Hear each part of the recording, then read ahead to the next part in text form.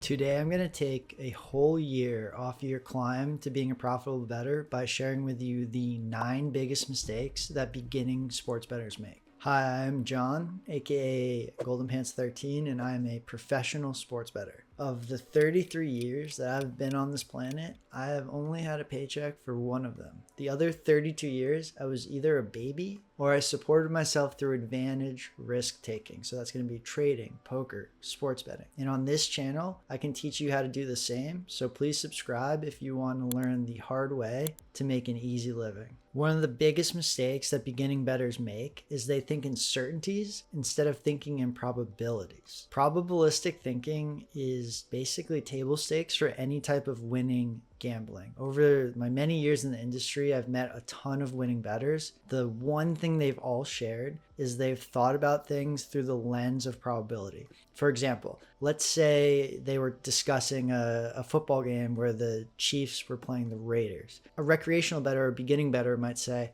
of course the Chiefs are going to beat the Raiders. Where a more seasoned person is thinking about it, hey, I think the Chiefs will beat the Raiders 80% of the time. The recreational bettor in this scenario is hindering themselves because they're not putting a probability next to an outcome of an event. And the reality is that a good team can lose to a bad team. A good player can have a bad night. A winning bettor is thinking about sports in terms of a range of things that can happen, right? A distribution of events. A recreational bettor is thinking they're the better team, so they're going to win. Or they won, so they are the better team. When in fact, neither of these things are true. And let me give you an example about thinking in terms of probability and distribution of events. Last year, the Boston Celtics absolutely dominated the NBA. If you ask anybody, especially after the season was over, who was the best team, they would tell you the Celtics. Along with winning the whole thing, they also had the best record in the regular season. And in the first round of the playoffs, they played the 8th seed Miami Heat. The first 2 games of this series were at home for the Celtics. They were in Boston. What happened was the Celtics won the first game, but then they lost the second game at home.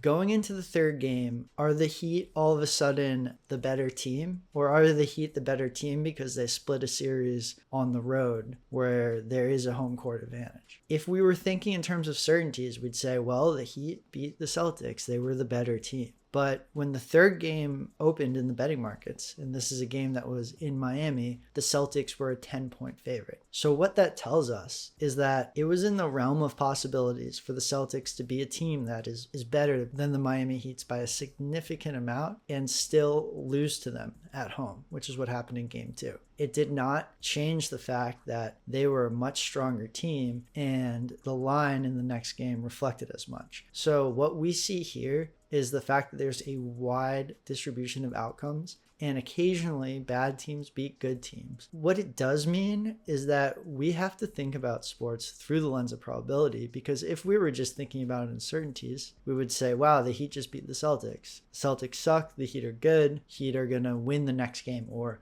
of course they're going to cover, plus 10. In fact, they didn't. They lost by 20 in the third game. When we want to think about sports, remember all of the times you've seen unexpected things happen. Try not to draw firm, fast conclusions and try not to think in terms of certainty of teams that will definitely do this or definitely do that. You hear this a lot. This is a lock, blah, blah, blah, blah, blah. There's no such thing as a lock. You want to have a bet that needs to win 55% of the time that you think is going to win 60% of the time. That's the goal of sports betting. And when you think in probabilities, all of a sudden you understand and can price things a lot better because the odds in sports betting are just a reflection of probabilities. Here's a common situation that highlights the second problem almost every beginning bettor makes. Sometimes after I bet something, I'll throw it into the Discord, say, hey, I like this bet at this price. So let's say, hey, Scotty Scheffler to win, plus 420. And oftentimes I will see people post slips or, whatever, especially if it wins and they want to post a slip. They'll be like, I won, thank you. And they'll show me, Scotty Scheffler, but plus 375. And I'm thinking like, I don't want to give out plays anymore because I wouldn't have betted it at plus 375. Regardless, it won, it didn't win, it doesn't matter. I'm not saying, hey, I have a crystal ball and I can just see the future and Scotty's just going to win. No, what I'm saying in that instance is that I think Scotty will win enough to make plus 420 a good bet. it doesn't mean I think Scotty will win enough to make plus 375 a good bet. I could actually think that that is a bad bet. It's the same bet, Scotty Scheffler to win, but the thing that determines if it's a bet or not is the price. This is where beginning bettors are way off from professional bettors, is they're not price sensitive and they're not price shopping. One thing you need to know in sports betting, or honestly in life, is there's a price for everything. There is a price for a good team against a bad team. There's a price for a bad team against a good team. If you think a team will only win 30% of the time, but you're getting plus 500 on them to win, then you should bet that. Even though you think they're going to lose, because they will lose more than they win, because of the price, it is a good bet. Price is the thing that drives your decision making on the bet. It's not the outcome of the bet, but it's the price of the bet. Because regardless of what the outcome is, there's a price at which you could bet either side. And that's what's important about being a sports bettor, is you could even have a situation where you like the Chiefs over the Raiders, and then the line moves so much that you actually would bet the Raiders over the Chiefs. And that, I think, to a beginning bettor is crazy, because you're like, the Chiefs are going to win. And if the Raiders price gets better, they're still not going to bet it, because their mind is the narratives Chiefs will win, not Chiefs are a good bet at this price. And alongside being price sensitive or thinking in terms of price comes price shopping. Now, price shopping is the act of trying to find the best price for the event you're trying to bet across multiple sportsbooks. Different sportsbooks have different lines for each game that you can bet on. So sometimes it'll be the same across books and sometimes it won't be. Price shopping means if you are looking to bet a game, you look at DraftKings, at FanDuel, at Caesars, at Circa, at whatever, and whatever the best price is, you bet it. Now, it may seem insignificant, but over time, it's actually pretty significant. If you have a bet that's plus 110 at FanDuel, but you find it for plus 115 at DraftKings, that's a massive difference. And it may seem small if you don't take my word for it. If you want to hear about how hugely important price shopping is for the bettor, listen to what Jason Robbins, the CEO of DraftKings, said about bettors who price shop. Jason Robbins said, usually what we see in research is that most players favor one app and direct the vast majority of their gameplay there. And the ones who don't are more the ones that you really don't want. They're bonus hunters and odds shoppers. And it's a very small fraction of the audience. It's less than 10% of the audience, but those are not the most profitable customers for obvious reasons. We don't want to be profitable customers. A profitable customer for DraftKings is you losing money. That you being an idiot is their idea of a great customer. With Jason Robbins coming out and saying like this is something they're very worried about, that they're monitoring, that they are looking for people who just use DraftKings, who log in and take whatever price they get. Those are the customers that they absolutely mill. Just odds shopping is enough to spook DraftKings. So think about how much you can add to your bottom line by not doing anything too complicated. There's no complex math behind going out and looking at a couple of apps for the best price. And yet it is so powerful that it's probably the thing that you can do right now to drive the biggest increase to your bottom line. The third thing I see across beginning bettors in sports betting, poker, whatever, is almost universally they're betting way too big, way too big. So let me tell you a story about a friend of mine, which will highlight this example. I have a friend that liked to bet recreationally, and I would sometimes send him a bet here or there for him just to whatever, put on and have fun while we watch a golf tournament. And there'd be two types of bets I'd send him. One would be an outright. So an outright in golf is a golfer to win. It'll usually have odds like plus 1,000, plus 1,500, something like that. Even higher, it could go plus 5,000. Or a matchup, which will have like minus 110. It's like a head-to-head in a football game or anything else. When I would send him the outright, he would always bet 100 on it, whatever it was, plus 1,000, plus 2,000. That was like his unit. And then when I would send him a matchup, he'd be like, how much should I bet? And I was like, well, you're betting 100 on the outrights. So like you should be betting in the thousands on, over $1,000 on this. And he was like, that's crazy. Like it blew his mind. He's like, that's way, way, way too much. And I'm like, well, if you think that's too much, then you're certainly betting way too much on your outrights. Bet sizing needs to be formulaic, especially for small bankroll bettors. When you get to a bigger bankroll size, it becomes less practical to be formulaic with it because you'll often not be able to bet as much as you would want. As a small bankroll bettor, it's pretty simple how you should be determining your bet sizes. And I think there's two different ways. One is a little bit more math intensive, and one is just a way for you're dipping your toes in. You don't want to overextend, but you do want to have some reasonable rule for how much you should bet on something. So the first method is, you may have heard of it, Kelly criteria. Kelly is going to basically factor in how big of an edge you have, what's the probability of a win, what's the probability of a loss. It's going to increase and decrease your bet by how likely something is to happen and by how long or short the odds are that you're getting on it.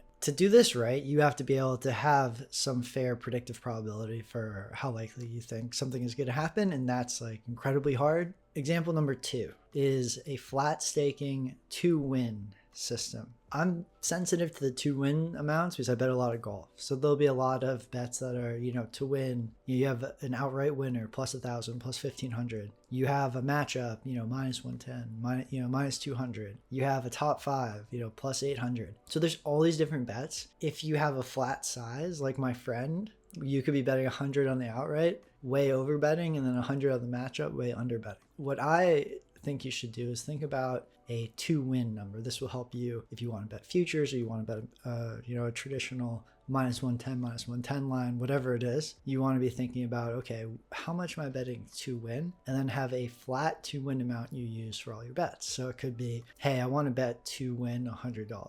So my friend on a matchup, I give him that's 100 and minus 110. He might bet $110 on that. If he wanted to bet to win $100 on a plus 1,000 outright, he would then bet $10 on that. It would be betting to win the same amount. You should be betting to win. I mean, if you're starting out 1-2% of your bankroll, something like that, nothing crazy. Whereas I see a lot of people betting, 1 to 2% of their bankroll to 10% of their bankroll on a plus 2,000, outright, or a plus 2,000 parlay. Remember that when you're especially in the parlays and the things that have these higher payouts, you're probably over betting. Number 4 on our list is tracking results. Recreational bettors almost never track results, or they may track for a little bit. It starts going bad and they decide, I'm starting over, or I stop tracking. If you do not track, you do not care. I will repeat this over and over again. I think that recreational bettors are, not inclined to track their results for 2 reasons. Reason number 1, it's time intensive. It's a pain in the ass. It's boring, all of these things. Reason number 2, I think that recreational bettors don't want to track the results. It can be summed up as ignorance is bliss. I've met so many gamblers who've described themselves to me as break even. I'm here to make a very bold statement. Every gambler, poker player, whatever, that describes themselves as break even is a losing player. I would almost bet the appropriate amount that Kelly tells me to on that. I think that if these break even gamblers were to truly track the results day in, day out, they would be losing. They deep down know it would tell them something negative about their betting. It's just the same thing as, like, let's say we're really addicted to social media, aka me on Twitter not that long ago. Someone was like, hey, you should track your time on Twitter. I'm going to see something that's not good, and it's going to make me confront a harsh reality about myself, which is that I was spending too much time on Twitter. I think that's why a lot of recreational and beginning bettors don't track, but I'm going to make a strong case for why tracking can make you a better bettor. Anecdotally, every time I've wanted to improve a habit or a part of my life, and I've tied the process to some type of tracking, I've gotten better. I've seen this, whether it was, tracking my putting practice in golf and then tracking, my strokes gained putting. I've seen this tracking, working out, tracking meals, whatever it is. Every time I've actually tracked, those have been the times when I've made a jump, when I've accomplished something. anytime I'm like, hey, I want to do this, but I don't really tie any tracking to a process, and I'm like, yeah, I generally want to do this, I should be doing XYZ, I make a half-hearted attempt to exercise here, exercise there, whatever it is, those times it really just tapers off and nothing happens. Anecdotally, that's been my experience. I'm sure that you've probably seen similar things in your own life. Non-anecdotally, there've been a ton of studies done that just the act of tracking improves people's success rates on the goal they're trying to achieve while they're tracking those inputs. And this makes a lot of sense to me, because if you're tracking and each day you're seeing a number, right? And that number going higher or lower is incorporated with your success or your failure, you're going to do whatever you can to make that number go up. And now you're thinking properly. The next thing recreational bettors do incorrectly, and I can't even blame them for this, they tend to bet very close to when the game starts. And I get it, right? We're busy, we're humans, we have things we're doing. We don't necessarily know we're going to be able to watch a game 3 days beforehand and decide, hey, I want to bet on XYZ because I think in 3 days I'm going to watch it with Fred. No clue. And recreational bettors want to bet on something they're going to watch, and that's really the only value prop for betting, is to make it more exciting if you watch, right? This is not the mindset of a professional bettor or a profitable bettor, right? Like we said before, we're just trying to bet something at a price where the bet's going to show a positive return. That's all we care about. The first thing a sportsbook will do is they post what we call an opening line. They're going to, through their own modeling, or they're going to have a third party who gives them a price, or they're going to copy a price from another sportsbook, whatever it is, as to what the line is. And guess is a good way to think about this, because that's what it is at this point. They run their model and they say, hey, I think this is it. But they know it's a guess, and what happens next proves that. So when they throw out the opening line, they're going to take small bets, right? They're not going to take a lot of big bets. They'll say, hey, you can bet this for 500. And what they'll see is they'll start to see some $500 bets coming in. And some of these bets, 500 or smaller, might be from customers that they've labeled as smart. They know, oh, they're betting that. I now want to take that information and use it. If they think this is a good price, I might want to change the price then, because I think that person's smart. I think they know what they're doing. So let's say you had an NBA game and the spread was +5, +5, -5. A customer that you think is smart came and bet the +5 side. They said, we'll take the underdog at +5. And you're like, oh, that person is a long-term winner in NBA. I can look through their bet history and see they win at NBA, and they win at NBA spreads, at least when they bet early. So if they think +5 is good, maybe I'll just move the line to +4 and see what happens. At 2,500, there's another group of smart bettors who might not be betting that $500 opening line because it's not worth it for them. They have a big bankroll, they need to have bigger bet sizes, and therefore they're willing to wait and sometimes lose a bet to be able to bet 5 times as much on it later. They might go +5 to +4, move the limits to 2,500, and then a smart person who's been on the sidelines comes in, hits +4 for 2,500, and they might have resisted hitting the +5 earlier. So every time these steps happen, the game gets closer and closer. And this is what's happening between when the bet gets first posted and when the game starts. And that's when, recreational Ray decides, hey, I'm actually going to watch this game at the bar with my buddy. I want to throw $50 on it. That recreational player is now playing against a market where they're so confident they're willing to take $50,000, 1,000 times what recreational Ray is betting. So by the time the game starts, the lines are going to incorporate the most amount of good information. If you want to stand a chance of winning, you're going to want to bet against the sportsbook when they have the least amount of information, especially if you're a beginning bettor and your bankroll doesn't require you to bet large amounts. There's no reason, if you're betting $50, that you should be betting right before the game, when you could also bet $50 right when the lines come out, and they're the most inefficient. Number 5 on the list is something I think that we all do. I know I do myself. There've been so many days when I've just gotten absolutely killed, lost a ton of money, and just thought, I suck. Everything I'm doing is wrong. I need to just throw out the whole process and start over. On the flip side, there's been a ton of times when I've made a lot of money in a short period of time and I'm like, I'm a genius, I'm the smartest person ever. I can project these earnings out safely over the next 10 years and I will be, a mega billionaire by then. The reality is there's a lot of randomness in short-term results, and as humans, we're not well prepared to deal with that. We like to look for patterns. And in gambling, this can be seen many different ways. It could be tracking red versus black on roulette or the flow of the cards in blackjack. Advantage betting, when we're betting for profit, we may be betting close to every single day, which means there's going to be a lot of results coming in, both good and bad, and they're all going to be really emotionally charged because they're monetary gains and losses. So these results are going to light up our brain. It's going to start looking for patterns in any little thing it can. And usually your brain is going to find or try to find patterns in small bits of data where these patterns are nothing but noise. Maybe you won a bunch of money on NBA totals one day, right? And you're like, oh my God, NBA totals, they're so easy. I'm only going to bet NBA totals because that works. Let's say you bet like 8 different things. And let's say you're a bad bettor and you lose on 5 of them and you win on 3 of them. But whatever they win at, they're like, oh, this works. I'm only going to bet MLB money line because that works. The other stuff, it's too unpredictable. We've all heard this type of thinking, but this type of thinking, it's gonna hurt you. The reality is any one day of sports betting results is effectively meaningless in what it tells you about your skill as a bettor.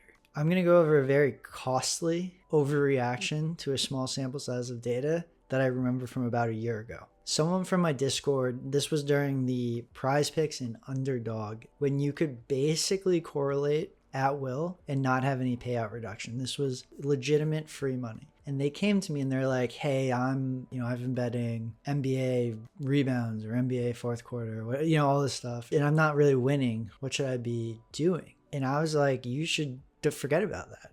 What you should do is you should put 5 golfers to all go over, to all go under in one slip and repeat. You should take a quarterback, pair it with their receivers, go over receptions, pair that with another with the opposite quarterback, over on receptions. Pair that together and bet it without getting any penalty for the correlation. This is what you should be doing. The other stuff is pointless. You should just be taking the free money. And they told me, they said, yeah, I tried correlation. It doesn't work. What? Mathematically, correlation is like confirmed huge edge. It's not about if it works or not. It's about if you can find a situation to do it. And Prize Picks and Underdog were allowing you to do it. So do it. What have you? Oh yeah, I think I did like 10 slips last week and they all lost. 10.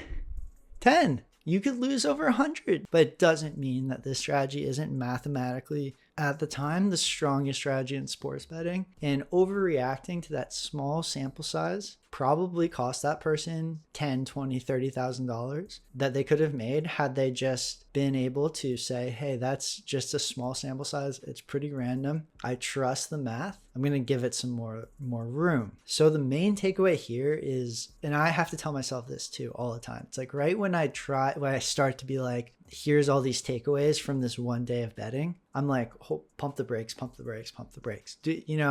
We'll keep an eye on it, but let's not make any major assumptions based on one day, one packet of results. When you think sports betting, what do you think? Because a lot of people, they think sports. I think betting. I think markets. And I think there's this big difference between two groups of people, especially with how they got into sports betting. I got into it through the similarities to trading and to poker and people who I knew who had success in those fields who translated it into success in sports betting. I didn't necessarily come in from a fanatic like sports fan background. I came in already kind of judging it as a market and less of a how much do I know about sports. The exact opposite is how I see a lot of recreational and beginning players come into the space. They think, I know a lot about sports. I'll probably be good at sports betting, especially in like this sport that I watch a lot of. And I can name all of the players on every starting lineup and I know their batting averages or all this. But that leads to it's dangerous because they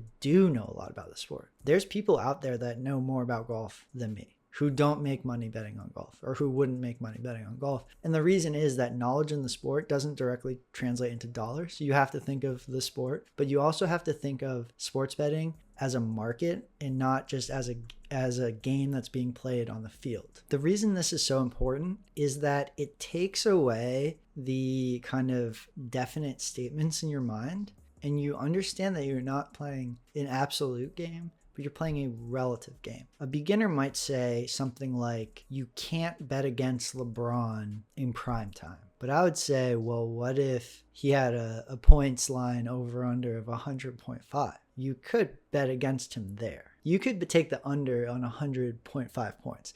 Now, that's not a line that's going to exist. The point is, like, it's not as much you can't bet against LeBron in prime time. The saying, and what a professional bettor would be thinking is, LeBron is better in prime time than the market thinks. Because the market is the other bettors in the sports books who are betting their opinions, and their opinions become the price. So if you believe that you have some information on LeBron's performance during primetime games that is not being factored in by the market, then you would say something like, the market's not factoring in, LeBron plays better in this set of circumstances. So since the market's not factoring that in, I think he will play better this game than the market. Betting against LeBron doesn't mean you think he's a bad player. And that's not even the point. When you think about sports betting like a market, you understand that what you're doing is you're trading your relative opinion. So what you think of LeBron relative to the market, that differential is what you're betting on, right? Not whether LeBron's a good player or not. Maybe you think he's a worse player than the market thinks, or maybe you think he's a better player than the market thinks. Maybe you think his backup is closer to LeBron's skill than the market thinks.